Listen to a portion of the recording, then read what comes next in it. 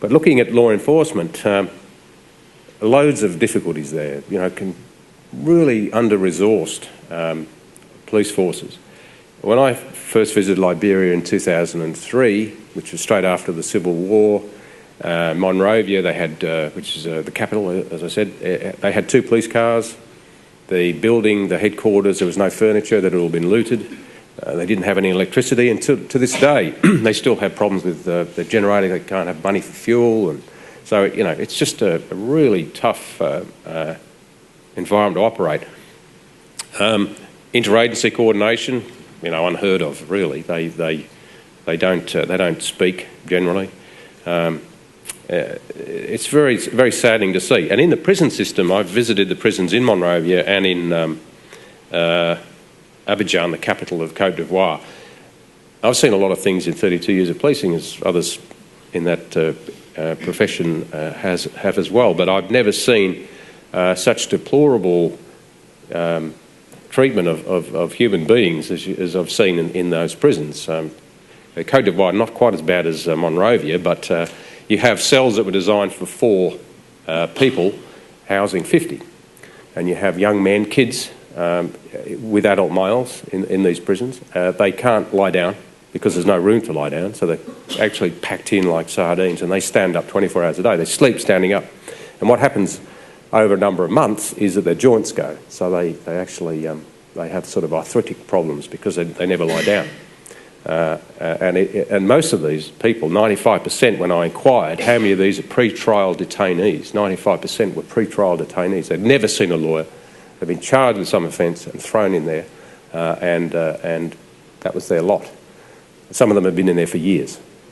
We pressed the alarm bells. The President herself in Liberia visited the prisons, and things are changing slowly. A magistrate now visits and is gradually hearing these cases, and some of these young men and women are being let out. But it's just a shocking state of affairs. And when you look at the law enforcement now, as I said, it's similarly decrepit. Very depressing if you let it get to you, I suppose. So what are we doing about it? Well, as an international community, a lot's being done. When I saw all this, and I saw that the fact that the Colombians were targeting West Africa, clearly we had to do something. Now, I'll just explain that on the middle right there, you'll see, perhaps to some of you, an unfamiliar emblem. It's ECOWAS, Economic Community of West African States. It's like sort of a sub-regional group of the AU, not unlike our Pacific Islands Forum in our own region. And it is a political body recognised by the UN and indeed the AU, representing those West African states. They commendably did a regional action plan with the assistance of the international community, including the UN. They did a regional action plan. Number one priority was drugs and corruption. So, to the credit of the governments of the region, they have recognised this as being a problem.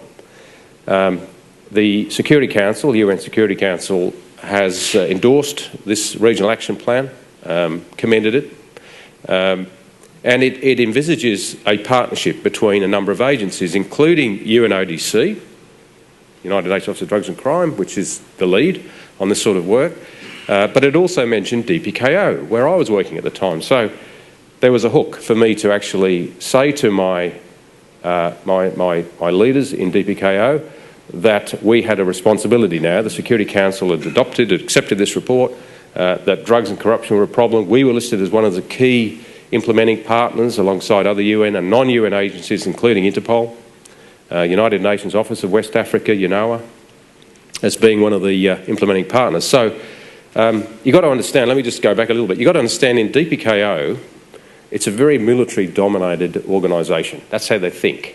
Because peacekeeping has been a blue helmet job for so many years. These days, the conflicts are intrastate. Old days, Dag Hammarskjöld era, it was country A, country B, 2 armies fighting. There's a peace settlement sort of brokered. UN would come in, a buffer zone, and the UN troops would patrol that buffer zone to keep the 2 armies apart. Think Ethiopia, Eritrea, Cyprus, Western Sahara sort of models. These days, if you think about recent conflicts, Darfur, Somalia, Sudan itself, Cote d'Ivoire, Liberia, Congo, it's largely internal conflict. And the thing that gets caught up in internal conflict is not geographical space, not a buffer zone, it's people. It's IDPs and refugees. Now, that's a job for the police. But the military still see, this is their domain, peacekeeping is core business for us. So there's still a very heavy thinking around policy in New York and DPKO around military sort of solutions to this. But our voice is finally being heard as a police community, and the UN police was the fastest growing entity in the UN system generally. When I arrived, there were 8,000, then it was 12.5 when I left, and now it's well over 13,000, even though Kosovo's closed down, which is a huge mission, and others are sort of winding back. There's new stuff going on and on. So there is a recognition that the UN police do have a role to play. But in getting your voice heard, when you talk about organised crime, the eyes would roll back in the head and think, oh, here he goes again about this bloody organised crime. When's he going to shut up about it, But, you bang the table loud, hard enough and long enough, they will listen. And to their credit, they now accept, as does the Security Council, that organised crime is a major spoiler of peace and a contributor to instability. So it's against that backdrop that I had to sort of fight to get DPKO around the table. I went to Vienna, got obviously a very, very lot of support from UNODC, who had turned their minds to this as well. Interpol, similarly, they were aware of the problem.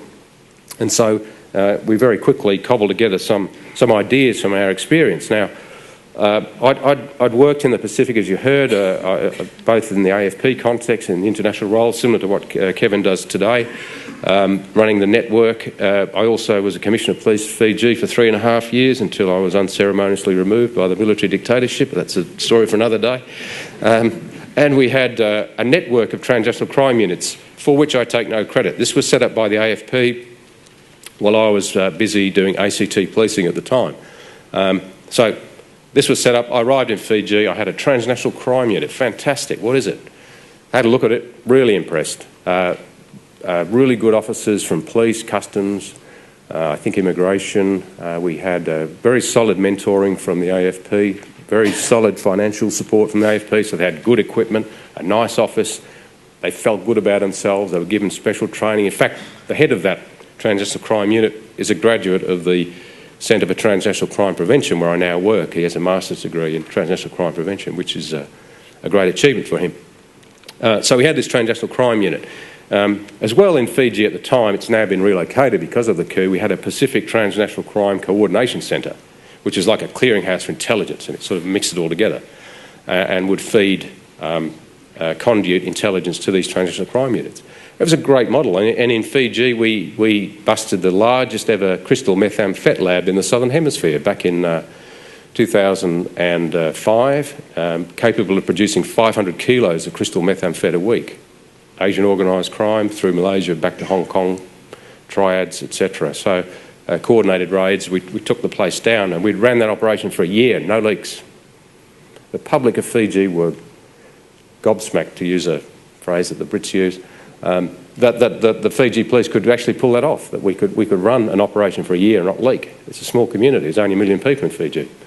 And we did. So I was well convinced of the value of these transnational crime units in developing small, fragile states. So with that sort of knowledge in my head, I went to UNODC.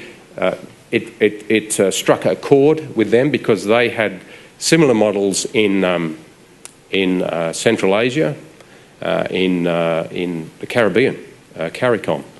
And so I didn't have to spend too long to convince them that maybe we should look at something like this in West Africa. So drawing on that experience from the Pacific and looking at, in this case, CARICOM, which was a similar model in the Caribbean, which Gary would know more about than me, we designed in cooperation and consultation with the relevant nations in West Africa where we have a footprint. We, the UN, had a footprint because we already had police on the ground.